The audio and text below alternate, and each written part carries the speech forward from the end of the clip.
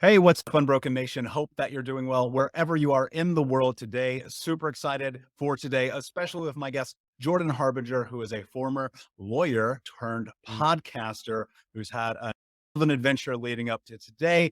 Jordan, my friend, thank you so much for being here. What is going on in your world today, my friend? Hey, thanks for having me on, man. I appreciate it. I'm just at home with the panty D.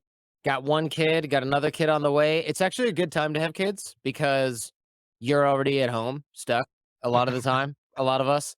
And if you have one little kid, you can't be like, you know what? I'm just going to take risks, right? I'm vaccinated or whatever.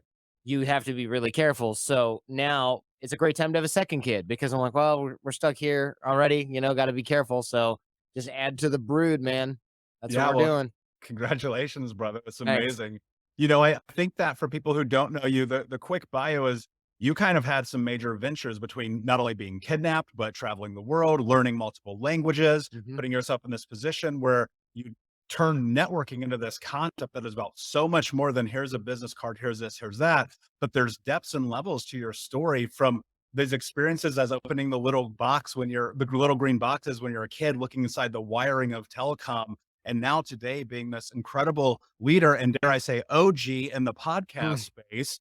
One of the things I think about in this is this process of self-discovery, especially for me as being an introvert, being one of the most difficult things that I've had to do because I always feel like I'm on the verge of terror, right? When it comes to Mhm. looking at, man, people are going to judge me, they're going to shame me, they're not going to like me, and still pushing through that. And I feel like, dude, as many people may know, you've done that so many times again and again in your life.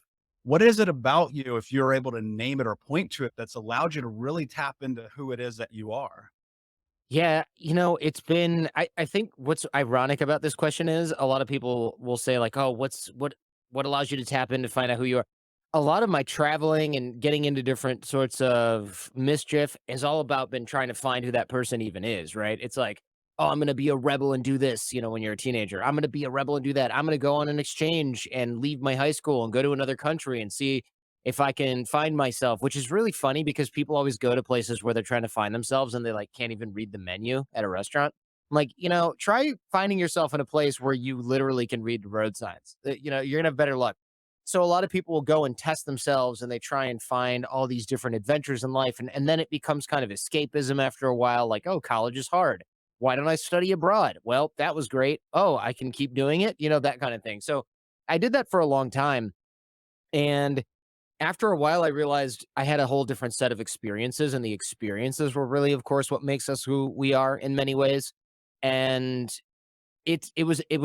f- it was fascinating for me to figure this out over time because when I grew up, I was really shy, and I had like, and I guess now they would probably say, "Oh, he's got social anxiety as a kid." I don't have it anymore, but now looking back, I'm like, "Oh, I programmed myself with all that stuff or got programmed by it, just by going to school and being in this unnatural environment that didn't suit the way that I learned and getting yelled at by teachers for not paying attention," which is funny because, like, fast forward to my college career, and I went to one of the best law schools in the United States. So I clearly wasn't like a kid who couldn't learn. I just didn't memorize. And also my language teachers, right? They were like, "Oh, you're not good at learning languages." And now I'm like, well, that's funny because I speak five and you speak two. It's just that you're having kids memorize a table of verbs in French, which is how zero people learn to speak new languages. Nobody memorized my kids too. He knows how to talk. I don't go, well, did you memorize this verb table of the verb to be with all the exceptions? That's never going to happen. He doesn't need to do that because that's not how we learn languages. So I had this sort of like identity crisis as a kid that I took with me, that most of us will take with us into adulthood, where we go, okay, I'm not a good fit for this because reasons. And the reasons are all like reasons that school wasn't good for you, or reasons that your first job wasn't good for you, or your first relationship didn't work out. And you're like, oh no, this is an indelible part of my identity. And it's because that was your first experience in that genre, right? It was the first language you tried to learn. It was the first relationship you had with somebody else. It was the first job that you had with a real boss at a real company that wasn't like your parents or your friends' parents or cutting lawns, right? And then you go through that and you realize that you created, like, you carved that into yourself, into your personality through that experience, but you can also go remake new experiences that teach you new things. And this sounds so blatantly obvious, but most of us I find don't do that. I know tons of adults, and I'm sure you do as well as a coach, who say things like, "Well, I'm not good at," and it's like this broad category of things. And you're like, you literally, it's impossible for you to know that. It's Yeah. impossible for you to know that you're not good at languages because you took French and Spanish in high school. You're not good at learning languages in high school when you are of high school age in the 90s or whatever that was. Like, that's the only part of that that's true. So our brains are always trying to sort of extrapolate these truths out of, we're trying to make patterns and meaning out of things that just aren't there. And I went through a lot of experiences early in life, traveling, languages, jobs, that showed me that, wait a minute, people can and do change, and it happens pretty quick. It happens quicker than you'd think, and sometimes faster than you'd like, depending on what you're changing. But that turned out to be intensely liberating. And now I don't accept sort of any rigid structure of identity. Like, oh, you're this way. Well, I mean, I am now, but look how I was 5 years ago, 10 years ago, 15 years ago. The change, it's like night and day. Kids who I grew up with are like, "You're like a totally different person now, man. What happened?" Yeah, and I think you should be. One of my favorite quotes of all time that I'll paraphrase from Jay-Z is, "People around you saying that you changed, well, I didn't do all this work to stay the same." Mhm. And I think about that all the time, and this should be this evolution, right? You don't wanna max out. You wanna have a growth mindset, words that we now have, thankfully, due to people like Carol Dweck and yourself and Tom Bilyeu. One of the things I'm really curious about, I heard you say this, that let me paraphrase this the right way. I Mhm. heard you say that our emotional responses are the opposite of logic, and it's like throwing a book against the wall. And this idea to me was really fascinating. And you were talking about how we discover and analyze who we are, but we still have that emotional stimulus to deal with in discovering that. Can you talk about that a little bit more in depth and what that means? Yeah. I mean, what I probably meant, because context is everything and my Of memory course. sucks. That's why I have and I'm also tired. So I have these sunken holes for eyes because I have one kid and he's 2 years old and we never sleep anymore. But the what I probably meant by that was, a lot of times our emotions really do often will mislead us, or we'll have an emotional. Here's an example. This will illustrate it perfectly. My wife and I were talking about something. She was pushing my buttons because it was 4 o'clock in the morning and she couldn't sleep, and our kid was really upset and screaming and crying. And I go, I have this thing that I want to say, and I should definitely not say this right now. I'm not going to say this right now. This is a terrible idea. It's just going to make her really angry. And then I was like, nah, I'm going to do it. And then I was like, oh, that was so dumb. Why did I do that? And the reason is emotions, right? Like, you're in the moment. Your emotions are telling you one thing. It is always the opposite of logic.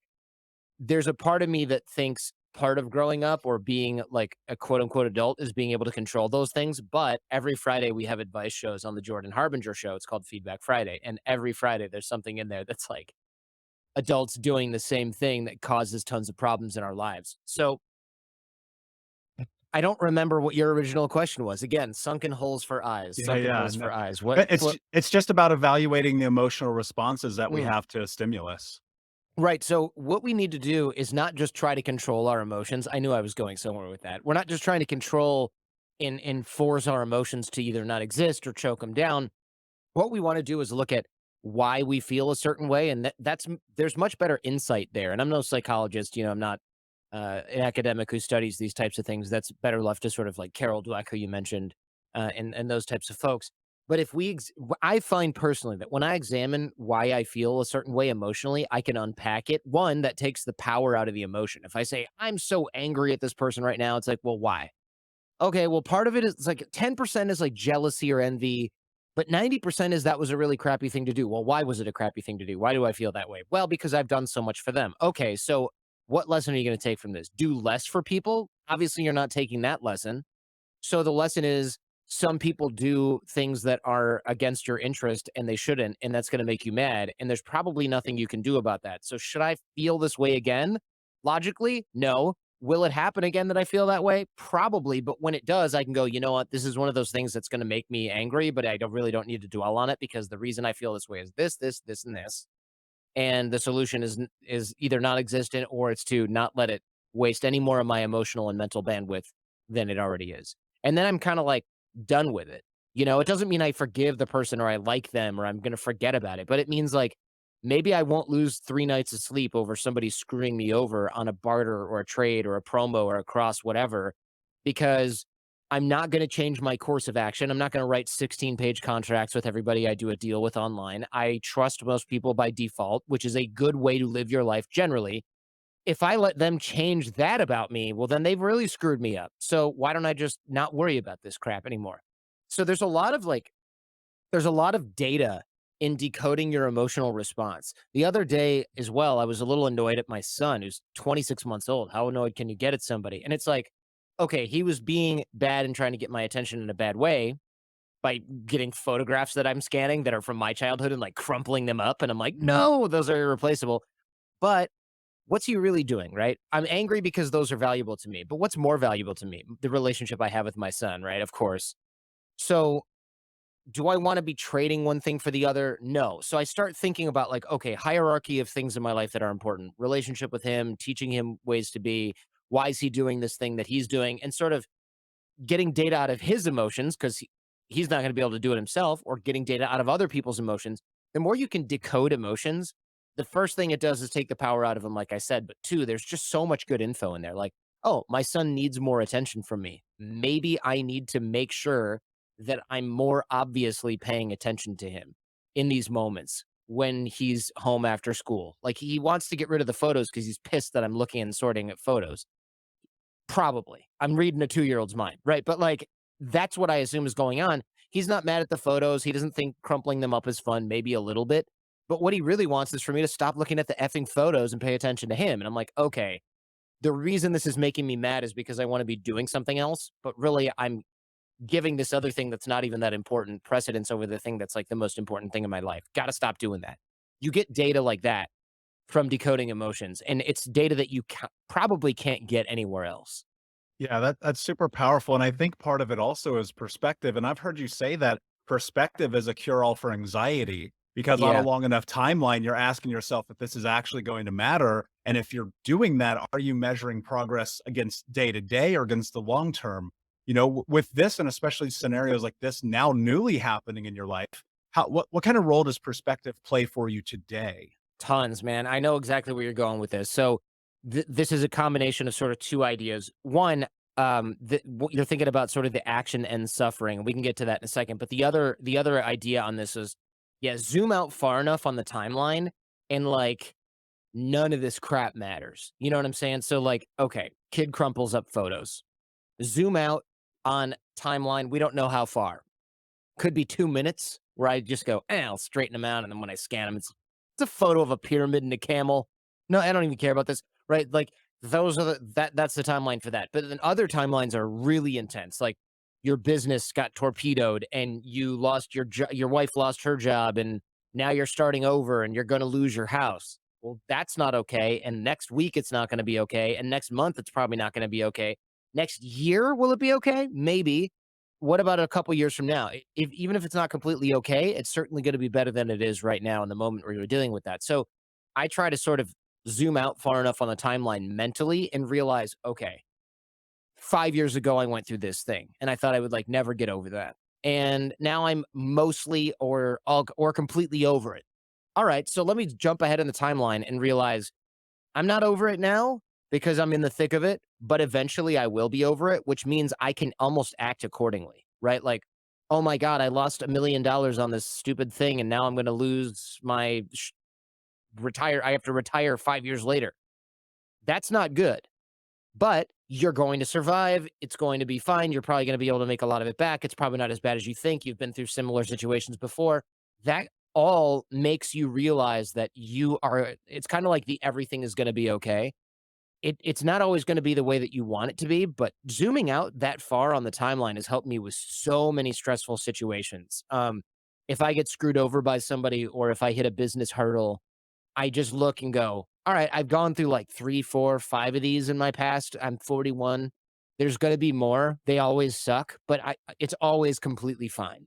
Now, there are some events where that's not gonna work out. Like, if you lose a child, you're always gonna miss that child, but the pain won't be as acute as it is in the moment. You know, if something really horrible happens, you lose someone dear to you, that's always gonna change things. The pain is always more acute in the moment.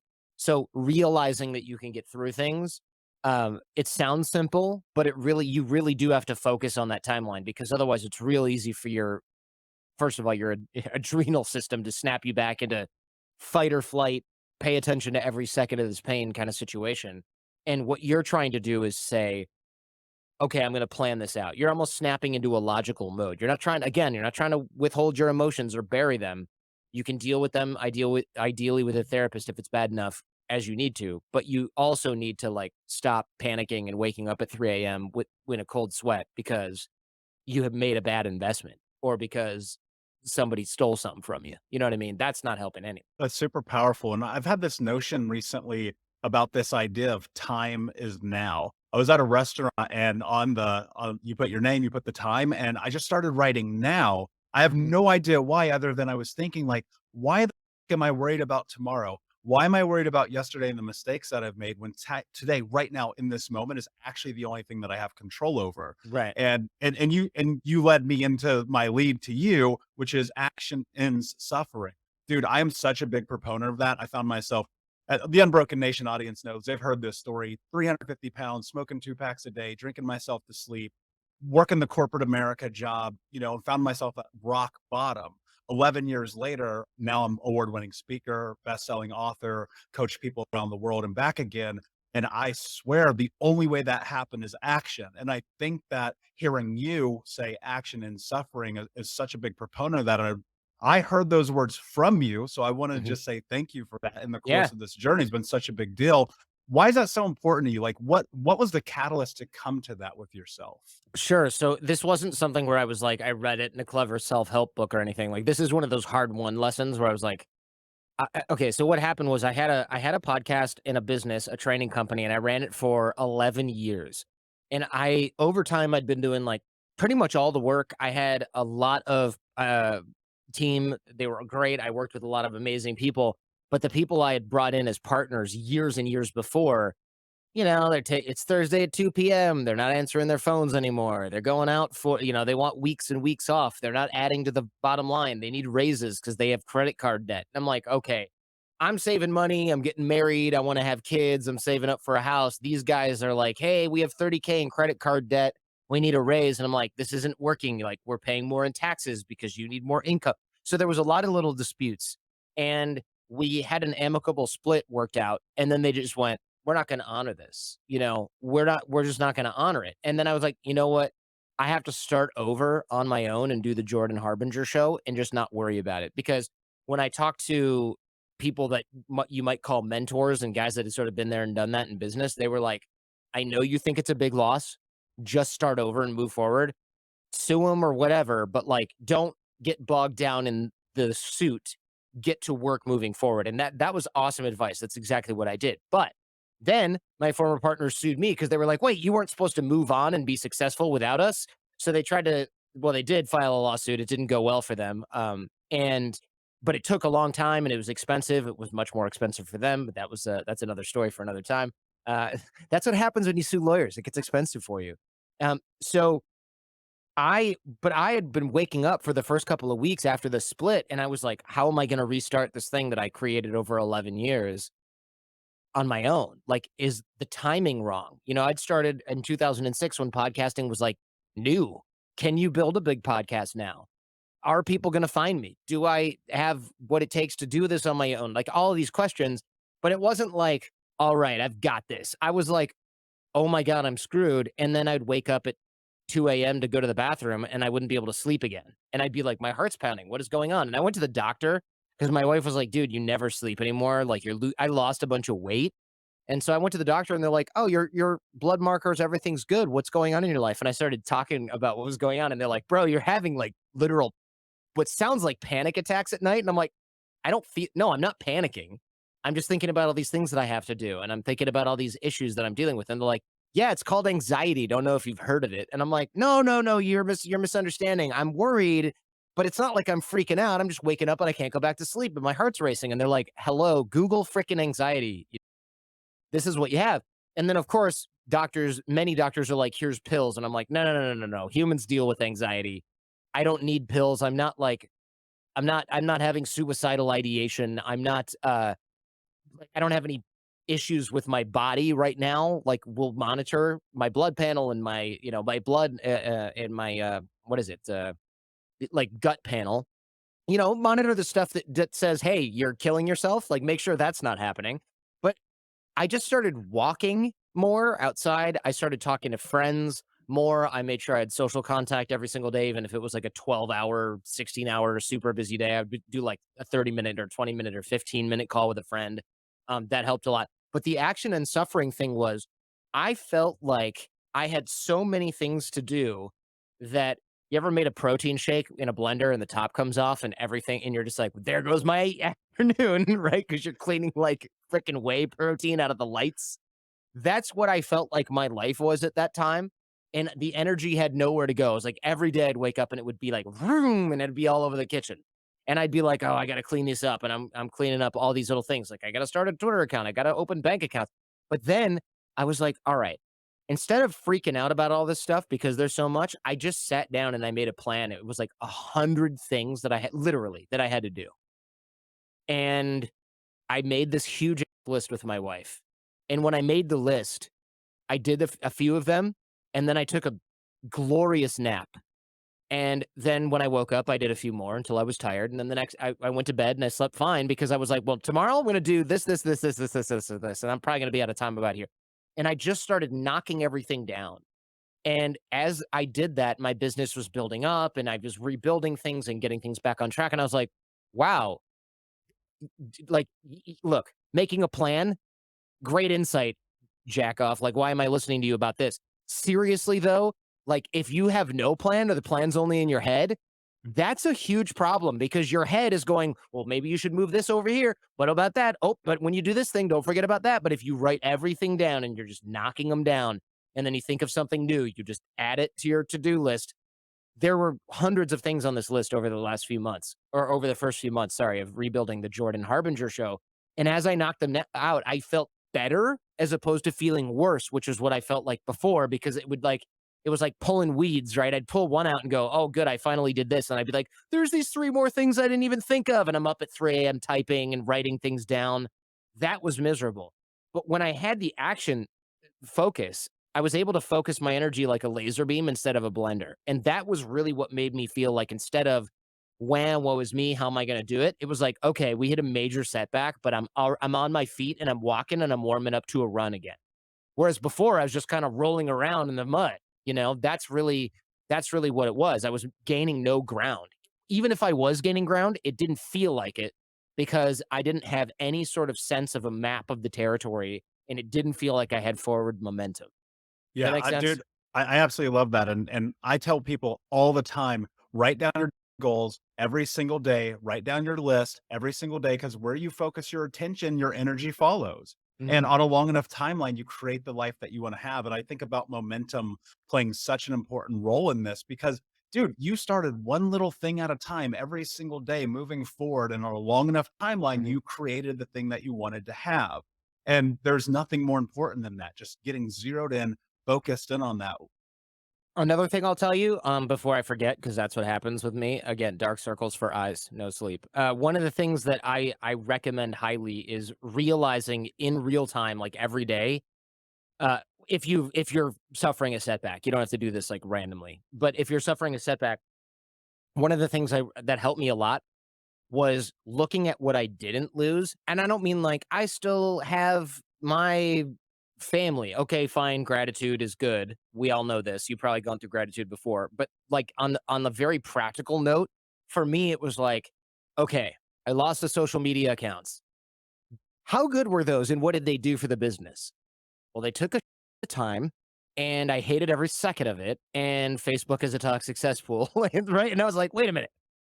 So now I'm kinda off the hook, like, maybe just don't do those until later or never. And then it was like, well, I also didn't lose my network, which turned out to be, like, the number one thing that got me back on my feet and back on track was all these relationships.